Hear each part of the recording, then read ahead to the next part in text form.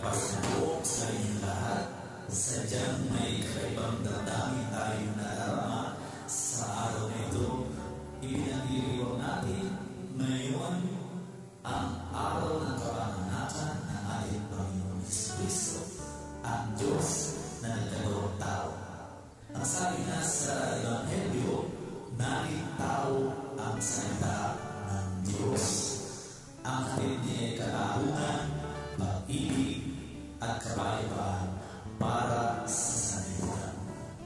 Ito ang pagtutuunan natin ng pansin sa ating pagdinilay sa araw na ito, na kung saan ay araw na lang ay Pasko na, naway tunay natin mapatuloy si Jesus sa ating mga puso, di lamang ngayon, kundi sa darating pang mga panahon na sa ngayon ay makaranas tayo ng tunay na katarungan, pag-ibig at kapayapaan. Sa pasimula ay naroon na ang salita. Ang salita sa wikang Griego ay logos, na may mas malalim na kahulugan mula sa salita, isip, hanggang sa kahulugan ng pangyayari. Kaya para kay San Juan, kay Jesus, ang salita o logos ang kahulugan ng ating buhay. Ang salita ng mga liwanag na narinig natin sa Ebanghelyo ay ginamit sa Juan na 21 beses. Ang liwanag ng Kristo ang pamawi sa liwanag ng daigdig. Para natin sa Juan, si Jesus ang walang hanggang liwanag. Ang liwanag na ipinahayag sa lahat ng panahon. Ang liwanag na nagkagawang tao. Ang liwanag na lumitaw sa langit, na nakita ng mga pastor na nagpapakita sa pagbabantay sa kanilang mga tupa noong unang Pasko. Ang liwanag na naging gabay sa paglalakbay ng mga bantas mula sa silangan.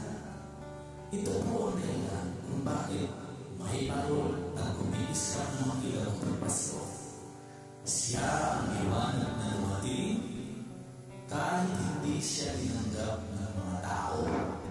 Ang hindi tumanggap sa liwanag o kay Kristo ay nangangahulugan ng pamumuhay sa kaliliman.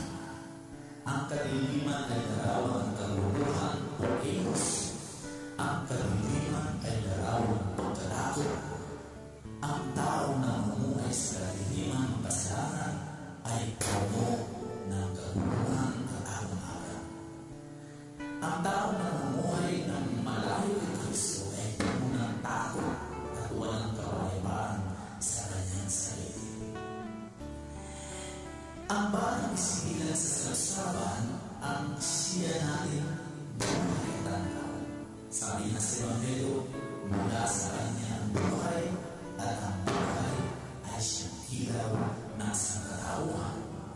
Si Jesus ang tunay na liwanag. Sinabi niya, ako ang ilaw ng sanlibutan. Kakaiba sa waring liwanag na iniaalok ng mundo at sinusundan ng maraming tao na yun. Si Jesus ang taglaw laban sa kawalan ng pag-asa. Si Jesus ang taglaw laban sa pagtutulog.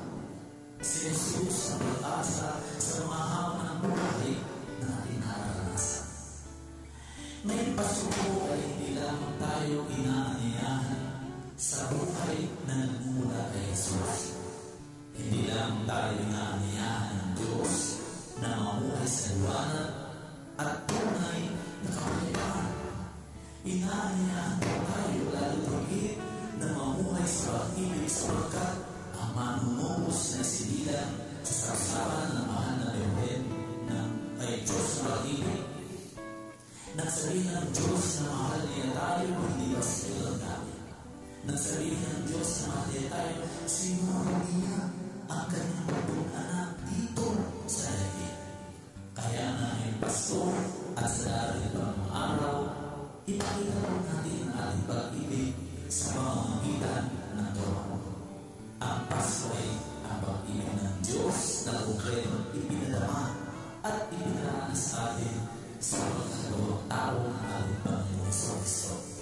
Ang Pasko ay ang magsasabi sa atin ng Diyos, mahal ko kayo, at kung gagamitin natin ang pagbati Merry Christmas, ang ibig talaga nitong sabihin ay ipaalala ay mahal ng Diyos, mahal tayo ng Diyos. Merry Christmas po sa inyo lahat, maligayang Pasko po sa inyo lahat, ang nagkaroon tao sa salita ng Diyos, katarungan, pag-ibig, at kaayuan para sa sanlibutan. Mula po sa Barakali Facebook page, Barakali Tambayan page, at Barakali YouTube channel, isang masayang, maligayang Pasko at mahigong bagong taon sa lahat ng Barakali. Mabuhay